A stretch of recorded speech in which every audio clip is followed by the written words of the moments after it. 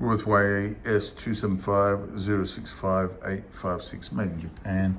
It's a Yamaha Alto 275 saxophone, as was just said. Now let's just go from here. Let's just go from the top and we'll go down. This neck tenon is ridiculously loose. We're going to marry the neck tenon to the tenon receiver so that it fits properly and there's none of this loose wobble that is here at the moment. So that's the first thing. Other than that, this neck's good. This cork will do. It's getting old, but it's still usable and still working. So the pad is looking fine also. So that pad's good. That neck is just going to get to fit in here better, which is the tenon receiver, and the neck tenon need to fit better. We are going to just look at the damage for a start. So it's taken a knock, obviously. This is open and this is all out of alignment. Okay, so this here and here, this is where the knock's been taken.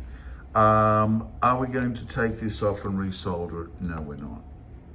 That's not going to happen because this is going to all have to come off, and we're not doing that because it's a whole bunch of soldering and a whole bunch of hours of work. But we are going to get this to be playing and seating, and we're going to get this to be playing and seating. And this binding that is going on, there's a whole bunch of binding in between these two posts. Here's a post, and you can see that this post gap here, let's just move in. There we go. That gap's not supposed to be there. So there'll be no gap, there'll be no binding between these keys, because there's a hinge rod that goes from this post to this post, and that hinge rod's going to be straightened.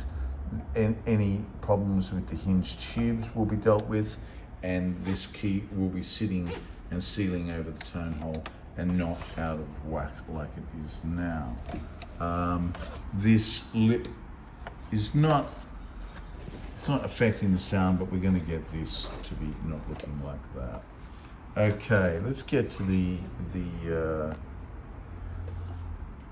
body tube with the lead plug down the body tube, and this just shows how it's looking key-wise. Okay, so we don't want any leaks. We don't want any light coming out of the keys.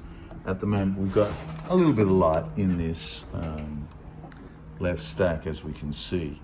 We don't want this light. We're going to get rid of this light, and that's what servicing is about. So we will strip this one down and clean everything, clean all the keys. That's the first thing we do. Then we're going to seat the pads to the tone holes, and then we're going to clamp that up, and we're going to leave that for a little while, and then we're going to take the clamps off, and we are going to regulate the keywork. Regulating the keywork means that when I'm pressing on an F, this speaker key also gets seated over the tone hole, and that's what regulation is. So regulation is getting the keys to all close at the same time when one touch piece is being actioned.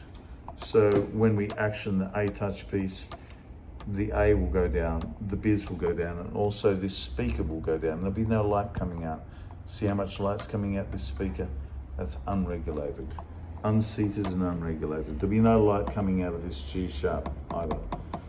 That's got to do with regulation here and here, and there'll be no double play going on here. This is unregulated, and here also there's double play in this B flat to B regulation touch piece, regulation felt. Okay, so that's what that's all about. So when we're looking at the light from the damage, that's what this is looking like at the moment, and it won't look like that once it's been repaired.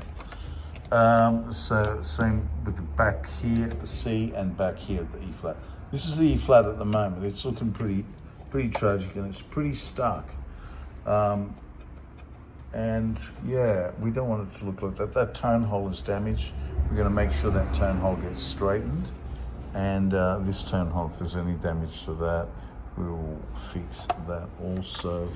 So the sax is a little sad at the moment. Not a happy sax, a sad sax. And the bell is out. So if the bell, this whole bell from that bash is now out of alignment to the body tube, and hence, if it's out of alignment to the body tube, the B flat and the B will not be closing properly. And we don't want this to be hitting up onto this pickguard, the C sharp is leaking also, so we're going to get the C sharp not to leak.